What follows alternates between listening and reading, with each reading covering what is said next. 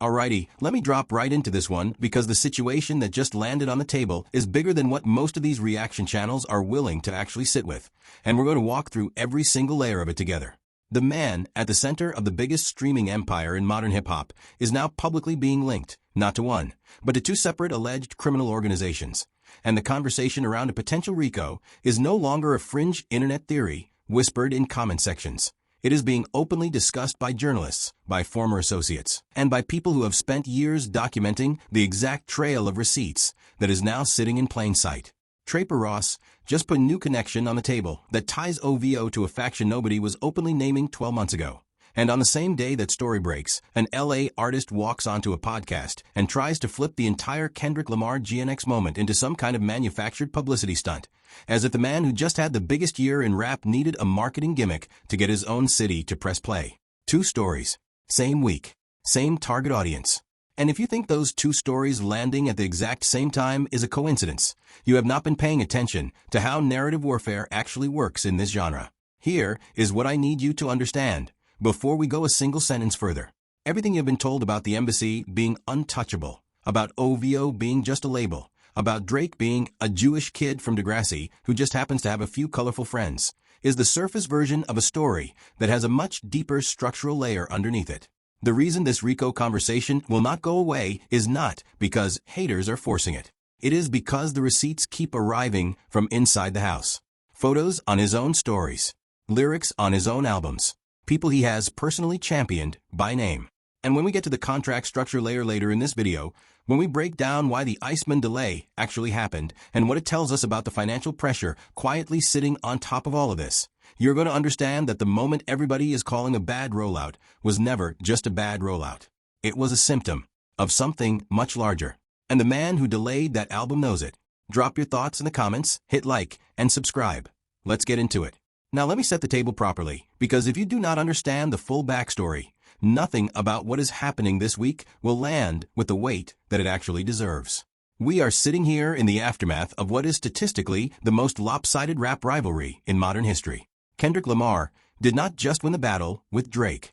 He took the rivalry, turned it into a Super Bowl halftime moment watched by over 130 million people, walked it into the Grammys, and walked out with 5 trophies, including Song of the Year and Record of the Year, for the same record that was aimed directly at his opponent, ran a sold-out world tour, and then dropped GNX, which according to widely reported chart data has been certified triple platinum and continues to live in the upper streaming tier more than 18 months after release. That is the hero side of the equation, the discipline side, the just keep dropping fire side. The third piece of evidence is the documented inner circle. Drake has spent years on record, in lyrics, in music videos, and in social media advocacy, publicly championing names that have been linked in Canadian press reporting to extremely serious allegations, including the case of Baka Not Nice and others whose criminal records are matters of public reporting. Whether you agree with that loyalty or you do not, what matters legally is that it is on the record. The lyrics on the records are on the record. The free so-and-so posts are on the record. The studio footage is on the record. None of this is hidden. None of this requires a leak. Everything a federal investigator would need to build a preliminary affiliation chart is already published by the artist himself. The fourth piece of evidence is the lyrical content of the catalog itself. And this is where it gets uncomfortable for the stans who keep insisting that none of this matters because, quote, it is just music. The man has rapped about Iceman. The man has rapped about mob ties. The man has used the language of organized crime so consistently across so many records that there is now a documented lyrical archive that maps onto the same names, dates, and locations that show up in independent reporting on Toronto street activity. Young Thug got hit with a state RICO in Georgia, and a significant portion of that prosecution leaned on the argument that lyrics could be used as evidence of an ongoing enterprise. Whether you think that is fair or not, that is the legal precedent that now exists in the United States. And the man we are talking about owns property in the United States, tours in the United States, and runs business operations in the United States. Canada has different laws, but the United States is right there. And oh, do I have more for you? Because the surface stuff is just the warm-up. The next layer is where the stans really are not going to like what is coming, because we are about to step out of the public evidence lane and into the part of the story where the people who are actually close to it, the people inside the room, the people who used to be on the payroll, are quietly starting to say the kind of things you only say when you have already decided you are not going back. And when we get to the Lefty Gunplay studio invitation later in this section, I promise you, your read on the entire Drake-Kendrick situation is going to upgrade in a way that the average reaction channel will never show you. Stay locked in. This is where it gets real. The first piece of cultural evidence is the steady stream of LA voices that have been openly discussing how the West Coast lined up behind Kendrick Lamar during the rivalry. This was not a manufactured alignment. The pop-out concert at the Kia Forum during the lead-up to the Super Bowl pulled out the entire spectrum of the West Coast in a way that has not been seen in a generation. And the videos of that night are still circulating online with hundreds of millions of cumulative views across platforms. You do not stage that. You earn that. And the LA artist who just walked onto a podcast and tried to tell us that GNX was a publicity stunt to get LA to listen knows that he is the only person in his city saying that out loud, which is why his clip is going viral for ridicule, not for agreement. The second piece is the Lefty Gunplay revelation, and this is the one I want you to sit with because it tells you everything about how this game is actually being played behind the curtain.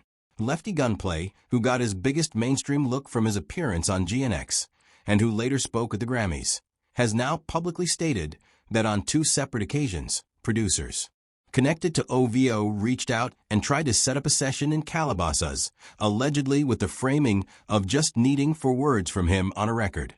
Now think about that for a second. The man Drake stans were openly mocking the second he appeared on a Kendrick song. Suddenly becomes a target for a feature pull from the opposing camp. That is not artistic appreciation. That is a chess move. And Lefty, to his credit, turned it down both times because he understood, with help from people around him, including the homie who reportedly told him, of course you did, when he mentioned the invitation, that the play was never about the music. The play was about creating a narrative asset that could be weaponized. The third piece of cultural evidence is the way Drake himself has used his platform to engage in this back and forth. The sassy stories, the deleted posts, the repeated photo drops featuring symbols, logos, and figures that he had to know would be screenshotted within seconds of going live. This is not the behavior of a man who is being misunderstood. This is the behavior of a man who has chosen to lean into a public identity, and the cultural community around him, including former collaborators, former producers, and former insiders, has increasingly stopped pretending it is just a vibe. When the academics of the world try to spin it, the spin gets less and less convincing, because the visual record is sitting in everybody's camera roll. The fourth piece is the silence, and this might be the loudest evidence of all. After the rivalry concluded in the most public way it could have concluded, at the Super Bowl, in front of the largest audience in halftime show history, there has been no real lyrical response from the other side that has connected with the culture at large. The Iceman rollout, which was supposed to be the answer, got delayed. The records that have leaked or surfaced since have not penetrated the conversation. And the cultural ecosystem around the genre, including artists who used to be loud OVO defenders, has gone notably quiet. When the artists in your own circle stop tweeting in your defense, that is not a coincidence. That is a read on the room. And I want to acknowledge the counter-argument, because I am not going to pretend it does not exist. The Drake stans will say that none of this is unique, that every major artist has had associates with criminal records, that the music industry has always had ties to the street, that this is nothing more than a coordinated smear because he lost the rivalry. And there is a version of that argument that is technically correct. The music industry has always had those ties. That is not in dispute. But here is where the counter-argument falls apart. The other artists with those ties were not posting the receipts to their own platforms. They were not naming the names in the lyrics. They were not building a publicly documented archive that a federal prosecutor could screenshot during an opening statement. The reason this conversation is happening about this specific man is not because he is the only one with associations. It is because he is the only one who decided to make those associations part of his brand strategy. And brand strategy in 2026 lives on servers that are subpoena-able. Now here is the gear shift. Because if we stop the conversation at the cultural layer, we are leaving the most important part of the story on the table. And the most important part of the story has almost nothing to do with rap beef. It has to do with money. It has to do with leverage. And it has to do with a contract structure that almost nobody in the reaction space is willing to actually break down on camera. Because doing so requires you to understand how this industry actually pays its biggest stars. Let me walk you through the systemic layer in 3 angles, because each one of these matters, and together they explain why the Iceman delay was never just a creative choice. The first systemic angle is the streaming economy itself. The modern major label deal for an artist of this size is structured around streaming velocity, front-loaded advances, and recoupment schedules tied to specific delivery milestones. When an artist of this stature delays a flagship album, that is not a low-stakes decision. There are deal points connected to release windows, marketing commitments, and tour-tied recoupment that get triggered or unwound when the album moves. The Iceman delay, according to widely circulating industry chatter and reported by multiple commentators, including the one we are reacting to today, was not a routine creative pivot. It was a response to the soft commercial performance of the records that had already been released into the post-rivalry environment. And the reason the soft commercial performance matters is because in a front-loaded deal structure, soft numbers mean the recoupment math gets harder, the advance gap gets wider, and the leverage between the artist and the parent label quietly shifts. The man who used to dictate terms is now in conversations he did not use to have. The second systemic angle is the publishing and master ownership layer. We have spent the last 5 years watching catalog acquisitions become the most important wealth-building strategy in the music business. The biggest stars are selling, restructuring, or leveraging their catalogs in deals that would have been unthinkable a decade ago. When an artist is publicly entangled in alleged criminal connections, the catalog valuation conversation changes. Insurance underwriters get nervous. Acquisition partners ask different questions. Brand partners pause renewals. The man who was on track to be a billion-dollar catalog now has to navigate a market where every potential buyer is reading the same headlines we are. That is the kind of pressure that does not show up on the billboard charts, but it absolutely shows up in the boardroom. And the people in the boardroom are the ones making the decisions about what gets greenlit, what gets shelved, and what gets quietly renegotiated. The third systemic angle, and this is the one that nobody is talking about, is the litigation risk pipeline. We are sitting in a moment where the man at the center of this conversation is reportedly involved in an ongoing legal dispute with his own parent label over the handling of the Kendrick Lamar diss record, which is a lawsuit that, regardless of its eventual outcome, has done something almost no high-profile suit does. It has forced his own label, in their legal filings, to publicly distance themselves from him. When your own distributor is filing motions that effectively argue your case is meritless, that is not just a legal posture. That is a relationship signal. And every other partner in the ecosystem, from streaming platforms to brand deals to touring promoters, is reading those filings and quietly recalculating the exposure they are willing to carry. This is the part the stands will never look at, because it does not fit inside a tweet. But the people who actually run this industry are looking at exactly this every single morning. And the conclusions they are drawing are not the conclusions you are seeing in the YouTube comment section. And here is the truth bomb that ties all 3 of those systemic angles together. The Rico conversation, the gang allegation, the inner circle, the lyrics, the Hell's Angels photo, the G-Way connection, the Lefty Gunplay invitation, the Iceman delay, the catalog pressure, the parent label distancing itself in court. These are not separate stories. They are the same story. They are the documented timeline of an artist whose public brand strategy has now collided with the financial, legal, and reputational infrastructure that his entire empire was built on top of. And that infrastructure is being asked to absorb risk that it was never priced to carry. Let me say that again because I want it to land. The empire was priced on a clean version of the brand. The brand is no longer clean. The empire has to be repriced. And when an empire of this size gets repriced under pressure, the artist loses leverage in every single room he walks into for the next decade. That is not a beef consequence. That is a structural consequence. And it is happening right now in real time, in rooms that you and I will never sit in, but whose decisions will shape every move you see him make publicly for the foreseeable future.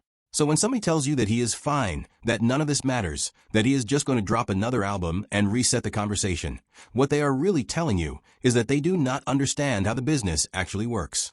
The business does not care about your fan loyalty. The business cares about exposure, valuation, and risk-adjusted return. And on all three of those metrics, the trajectory has been moving in one direction since the moment the Super Bowl ended. The Rico conversation is just the public-facing tip of a much larger iceberg of repricing that has been happening quietly for over a year. Now look at the other side of that equation, because contrast is the only way this story makes complete sense. While one man is reportedly suing his own parent label, the other man is breaking records in the same Canadian city the first man calls home, selling out back-to-back nights at Rogers Centre and setting the all-time highest-grossing hip-hop concert mark in Canadian history. While one man is reportedly losing leverage in every room he walks into, the other man is walking into rooms with 5 Grammys, a Super Bowl halftime moment, and a triple platinum album sitting on his ledger. While one man's inner circle is being publicly connected to 2 separate alleged criminal organizations, the other man's inner circle just walked the Grammys red carpet alongside the artist currently rallying around him is because, for the first time in a long time, the genre's biggest commercial moment is also its most artistically defensible moment. Those two things are not always aligned. Right now they are. And when they are, the audience knows. The audience always knows. And this is only the start. Because the Iceman situation has not resolved. The litigation has not concluded. The Draper-Ross reporting on the G-Way connection is going to generate follow-up coverage in the Canadian press over the next several weeks. And once a story like that starts moving through the legitimate news ecosystem, it does not stop until either an indictment lands or the silence becomes deafening enough to draw its own conclusions. We are also watching for the next album rollout on the Kendrick side, because every public signal coming out of PG Lang suggests there is more in the chamber, and the cultural appetite for whatever drops next is at a level that would be the envy of any artist alive right now. Stay subscribed, because when either of those developments breaks, this is the channel that is going to break it down with the same depth you just got today, not the shallow surface reactions you will see everywhere else. If you made it this far in the video, you are the reason this channel exists, and I genuinely mean that. Drop your full take in the comments. Do you think a Rico is actually on the horizon, or do you think this is going to fizzle out the way the stands keep insisting it will? And while you are down there, watch the video at the top of the screen right now, because in that one, we break down the exact moment the parent label filed the motion that quietly told the entire industry where this story is actually heading. And once you see the language they used in their own filing, the rest of this picture clicks into place in a way that you will not unsee. Hit like, hit subscribe, and I will see you in the next one.